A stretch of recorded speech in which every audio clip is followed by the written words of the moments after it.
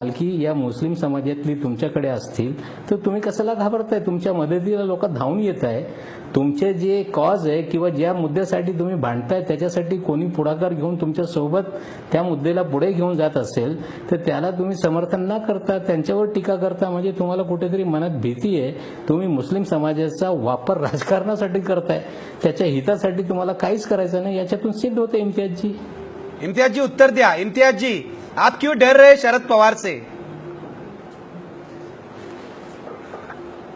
देखिए निखिल जी, जब किसी मजलूम की आंखों में आंसू आते हैं ये वो सैलाब है जिसमें हुकूमतें डूब जाती है. शायद मेरे हिसाब से नवाब मलिक साहब और उनकी पार्टी ने मुसलमानों के साथ कुछ इतनी नाइंसाफियां की है कि 15 साल के बाद आज उन्हें विरोधी पक्ष में जाना पड़ा.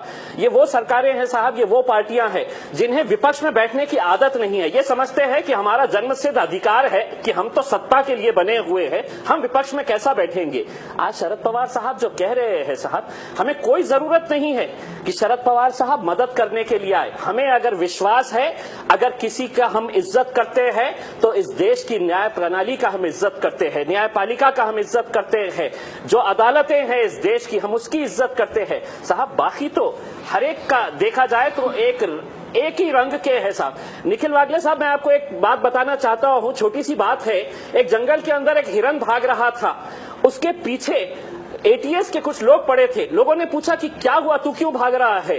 तो उसने कहा कि एक हाथी ने हत्या कर दी है और एटीएस वाले मेरे पीछे पड़े हैं. तो उसने कहा कि यार हाथी ने हत्या करी है, तू तो हिरन है, तू क्यों भाग रहा है? तो बोले नहीं, ये महाराष्ट्र की एटीएस है, ये मुझे पकड़ लेंगे और कहेंगे कि नहीं ये ही है, हाथी है, मुझे अंदर डाल देंगे और 20 साल लग जाएगा मुझे ये साबित करने में कि मैं हाथी नहीं, मैं तो हिरन हूं. तो साहब ये महाराष्ट्र एटीएस का इस तरह का काम इन लोगों ने करके दिखाया है जब ये सत्ता में थे 15 सालों के अंदर.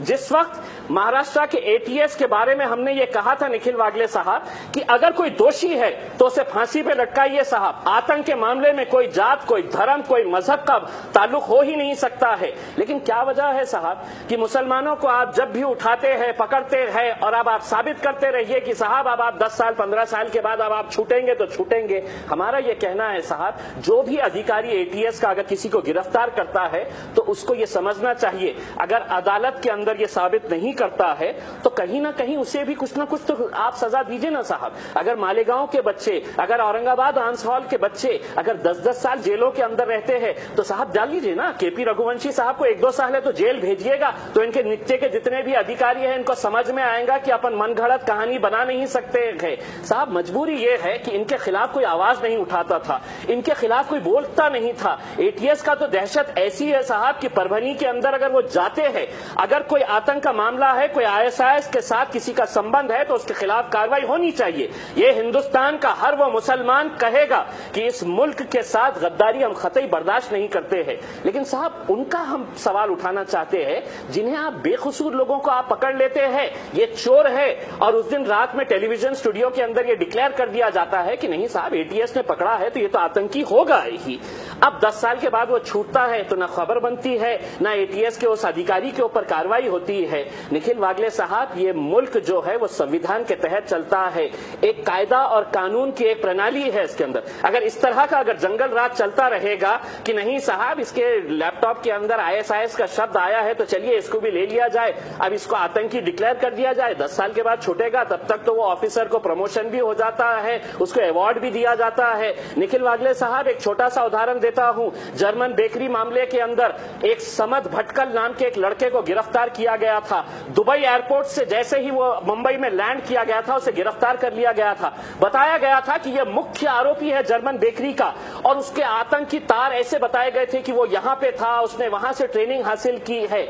आपको पता है वो कैसे छूटा था? ये भी केस जो हुआ था ये इसी नवाब मलिक साहब के एनसीपी के राज के अंदर हुआ था.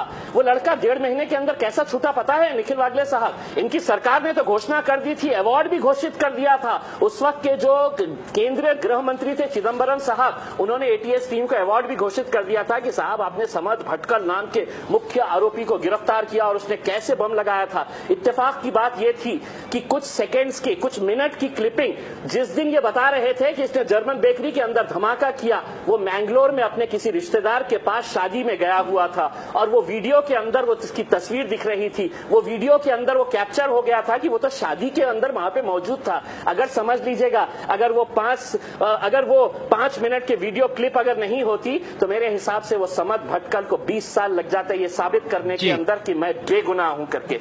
मेरा यही कहना है निखिल वागले साहब, इन्होंने जो गलतियां की है इन्हें कहिएगा, महज स्टेटमेंट देने से कुछ नहीं होगा।